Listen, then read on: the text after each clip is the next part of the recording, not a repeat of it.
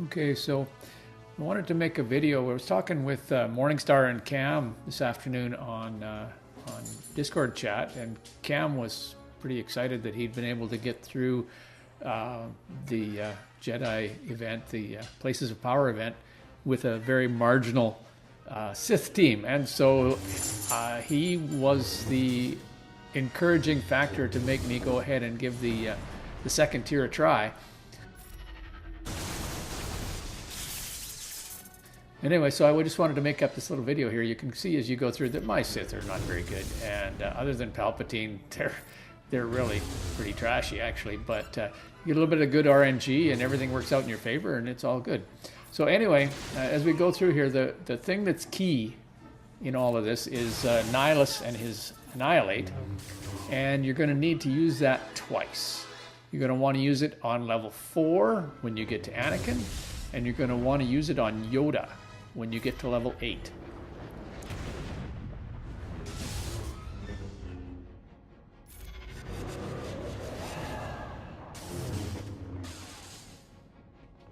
When I did the first level, I was able to use Annihilate 3 times, but I don't recommend it because if you do not have Annihilate when you get to the 8th round, you are not going to get through. But anyway, so here you go. You can see, even though he doesn't get to go first, I have enough going on that by the time I do get to use Nihilus's ability, everybody's still alive. So I was having some trouble a couple of rounds previous to this where for some reason Nihilus was not regaining health. There was no health steal going on. So of course there was no possibility of getting through that level without health steal. But you see there, everybody had a debuff.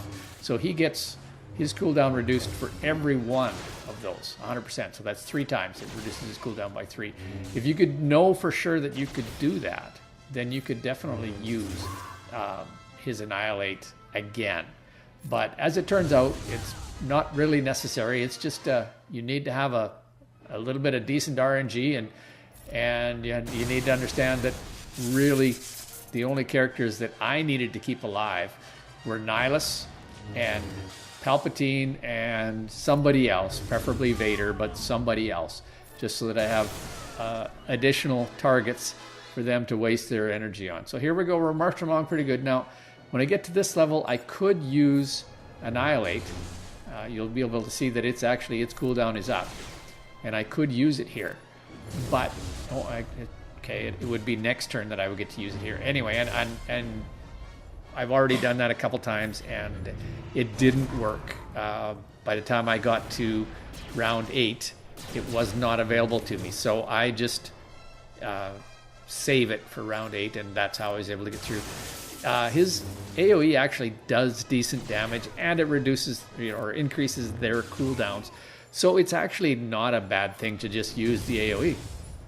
But you definitely don't want to use his Annihilate under that circumstance. Now see, I've got a whole nother round here yet where I can't use Annihilate because I need to save it for next round. So we just kind of muddle through, and like I said, I'm down to just the 3, but because of the health steal, you get, like you see, Palpatine just got all of his health back with that attack, and my Nihilus right now just gets 75% health steal, but that's still, especially with an AoE attack, you get a ton of health back. You get right back up to max again. And so the trick here now is just to have everybody not attack my Nihilus. If they attack Palpatine, he's more than capable of getting his health back with health steal. It's just, you need to have a little bit of luck. You need to have your Nihilus survive because he is key.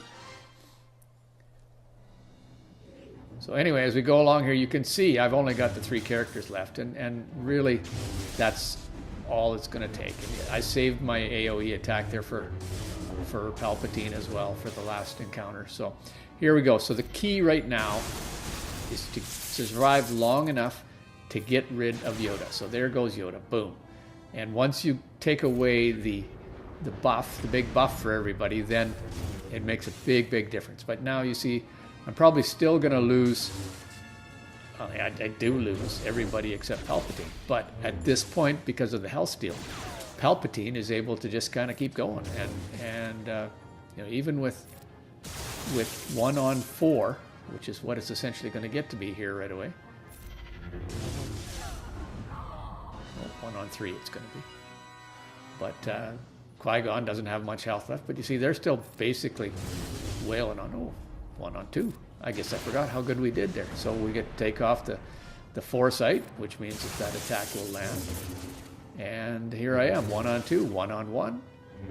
And boom. Pretty sweet.